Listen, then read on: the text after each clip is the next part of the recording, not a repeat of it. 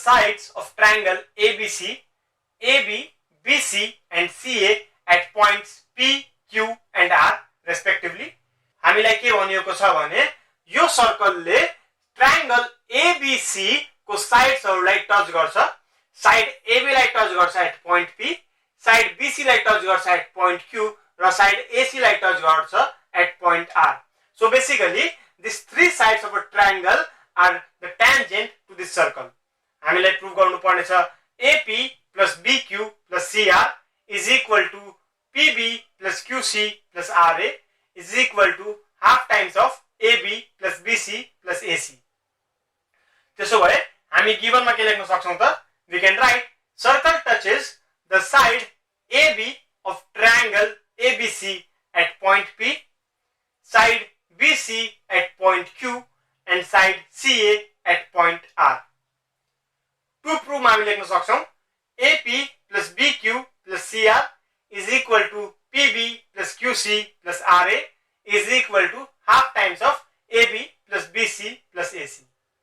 अब यति गरिसकेपछि अब जाउँ हामी स्टेटमेन्ट र रिजन तिर. यदि हामीले टेन्जेन्ट AB र AC कन्सिडर गर्यौं भने we can write AP is equal to AR. Okay हैन? We can write AP is equal to AR किनभने if the tangent is drawn from the same external point of a circle to the circle is equal at point of contact, right? So in the first statement we can write AP is equal to AR. Reason हामी लेख्न सक्छौं the length of the tangent drawn from any external point of a circle on it are equal. Okay? Similarly, second statement हामी के लेख्न सक्छौं भने BQ is equal to BP. Reason फेरि हाम्रो त्यही हुन्छ the length of the tangent drawn from same external point of a circle to a circle is equal. Okay? हामी कन्सिडर गर्दै थियौं angle tangent BC र tangent BA. So we can write BQ is equal to BP. Similarly, in the third statement we can write CQ is equal to CR. Reason of फेरि हामी लेख्न सक्छौं the length of the tangent drawn from any external point of a circle on it are equal. Okay? Now, let us add all the sides of a triangle. We can write AB plus BC plus AC, AB plus BC plus AC. This will be equal to, AB can be written as AP plus BB, PB. We can write this as AP plus PB plus BC लाई हामी के लेख्न सक्छौं BQ plus QC, BQ plus QC. AC लाई हामी के लेख्न सक्छौं AR plus RC. ओके? यसमा क्लियर छ हैन हामी? अब हामीलाई प्रुफमा के चाहियो त? AP चाहिन्छ हैन? So we will keep AP as it is. Plus हामीलाई PB चाहिन्छ? हामीलाई PB चाहिदैन हैन? अहिले हामी यो टर्म प्रुफ गर्दै छौं.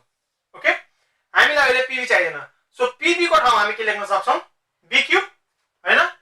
We can write this as BQ plus हामीलाई BQ चाहिन्छ हैन? So we can write this as BQ plus QC चाहिन्छ हामीलाई QC चाहिदैन. QC को ठाउँमा हामी के लेख्न सक्छौं? CR हैन?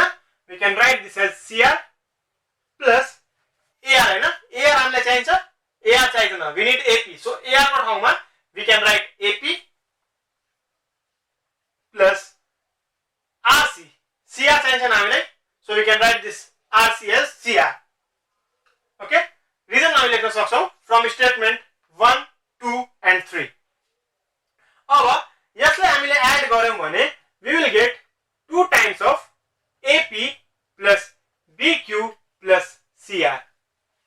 अब यो 2 लाई हामीले LHS मा लगेर डिवाइड गर्ने हो भने we will get AP plus BQ plus CR is equal to half times of AB plus BC plus AC.